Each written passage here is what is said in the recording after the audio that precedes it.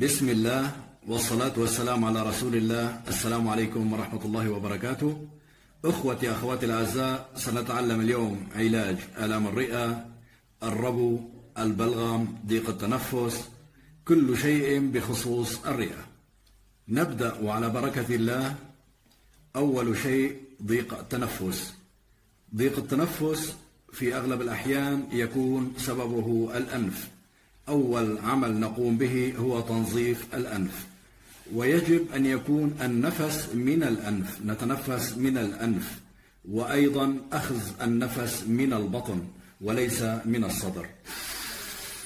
ينتفخ البطن وليس الصدر. هذه المرحلة الأولى يجب أن ننتبه إلى هذا الأمر. لا نتنفس من الفم. النفس من الفم لا يغذي الرئة بالأكسجين، بل يدخل إلى أول الرئة ويخرج. أما التنفس من الأنف يدخل إلى جميع الأجزاء حتى البسيطة في الرئة. إن كان الأنف مغلق نقوم بهذه الحركات، ندلك هذه النقاط: أول الحاجب، منتصف الحاجب، آخر الحاجب، إلى الأعلى على منتصف الحاجب أيضا، ثم جنب الأنف نبتعد سنتي ثم ندلك، ثم نبتعد سنتي ثم ندلك.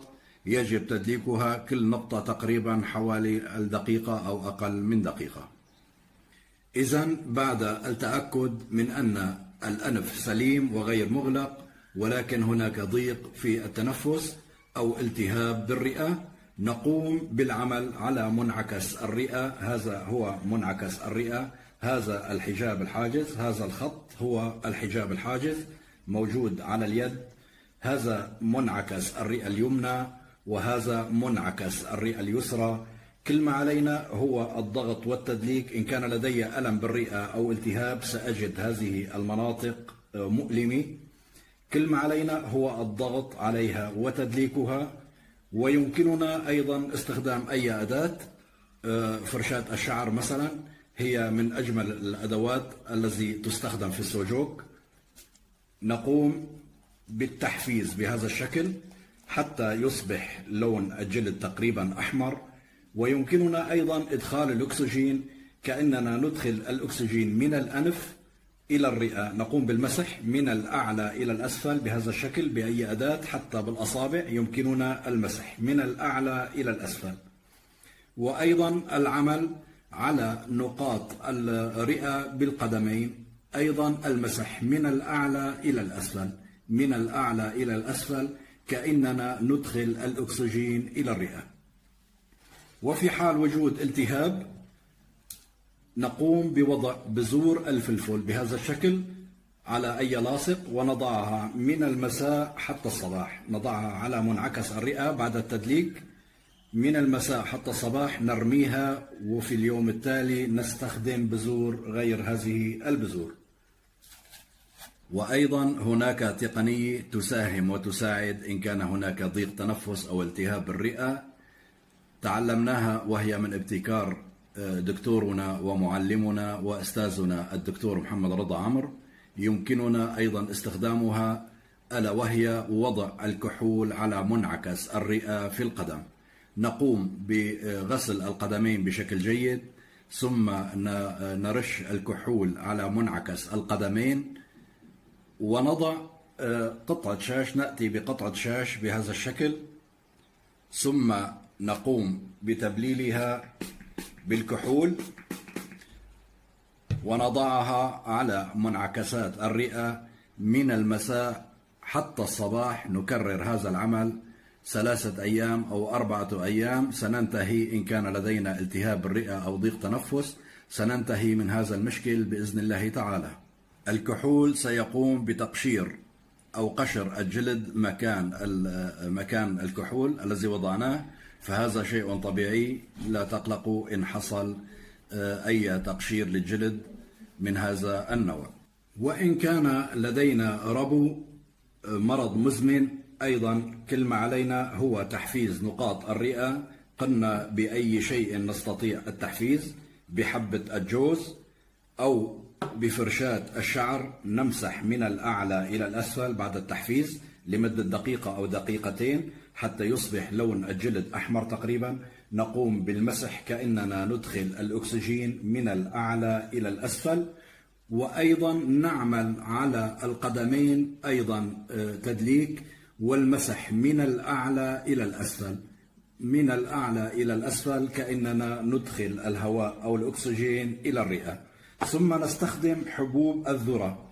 نضع حبوب الذرة من المساء حتى الصباح، يكون الرأس الرفيع إلى الأعلى والعريض إلى الأسفل.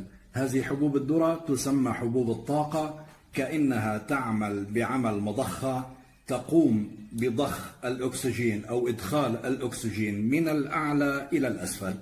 إذا وضعها بهذا الشكل تقوم بضخ الأكسجين من الأعلى إلى الأسفل إلى داخل الرئة. نكرر هذا العمل إلى 21 يوم، سننتهي من الربو بإذن الله تعالى.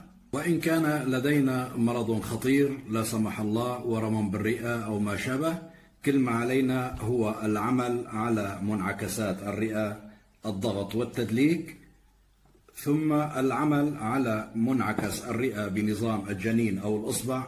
كل أصبع لدينا رئة تقع في الإنملي الثاني، رأس صدر بطن. هذه منعكس الرئة على الأصابع، أيضا نقوم بتحفيزها.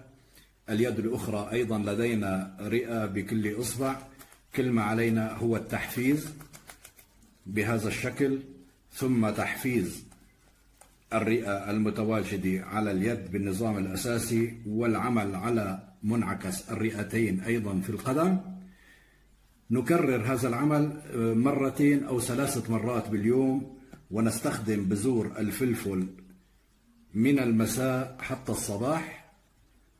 نضعها على منعكس النظام الأساسي، على منعكس الرئة في النظام الأساسي، نرميها في الصباح ونضع غيرها باليوم التالي. نكرر هذا العمل ونطلب الشفاء من الله. نحن نعمل والشافي هو الله. وإن كان لدينا بلغم موجود بالرئة، كل ما علينا أيضا هو تحفيز منطقة الرئة أو منعكس الرئة بأي شيء. نقوم بالتحفيز لبضعة دقائق أو لدقيقتين، ثم المسح من الأسفل إلى الأعلى، من الأسفل إلى الأعلى، من أسفل الرئة إلى الأعلى، كأننا نقوم بإخراج البلغم. كل ما علينا أيضا هو المسح ثم المسح. نكرر هذا العمل مرتين أو 3 مرات في اليوم لمدة دقيقتين أو 3 دقائق. نقوم بالمسح من الأسفل إلى الأعلى على منعكس الرئة. سنخرج البلغم من الصدر بإذن الله تعالى. وإلى الأخوة والأخوات الذين يعانون من الشخير، أيضا بعد التحفيز لمنعكس الرئة نحفز منعكس الرئة قليلا ونمسح من الأعلى إلى الأسفل في المساء قبل النوم. نقوم بهذه الحركة كأننا ندخل الأكسجين إلى الرئة، ونقوم بوضع بذور الذرة على منعكس الرئة بنظام الجنين أو نظام الأصبع. قلنا في كل أصبع لدينا رئة وهي تمثل إنسان كامل. الأنف في وسط الإنملي الأولى، والرئة تنتهي في الإنملي الثاني. قلنا رأس صدر، هذه منعكس الرئة في الإنملي الثاني. نضع بذور الفلفل من الأنف إلى نهاية الرئة. إذا نقوم بوضع بذور الفلفل الرأس الرفيع إلى الأعلى والعريض إلى الأسفل. نضع الحبة الأولى على منعكس الأنف، وآخر حبة تكون في آخر الرئة. نقوم بوضعها مساء قبل النوم. سينتهي الشخير بإذن الله تعالى. نكرر هذا العمل لمدة 3 أيام أو 4 أيام، وأحيانا إلى أسبوع. سننتهي من الشخير نهائيا، ولكن يجب علينا تكرار هذا العمل كل يوم. نضع بذور الذرة أولها على منعكس الأنف وآخرها في آخر الرئة، الرأس الرفيع إلى الأعلى والعريض إلى الأسفل. سننتهي وبإذن الله من الشخير. وإلى هنا نكون قد أنهينا كل أمر يتعلق بالرئة، إن كان ربو أو ضيق تنفس أو ما شابه، مع تمنياتي لكم بدوام الصحة. أخوكم المعالج زياد العوض.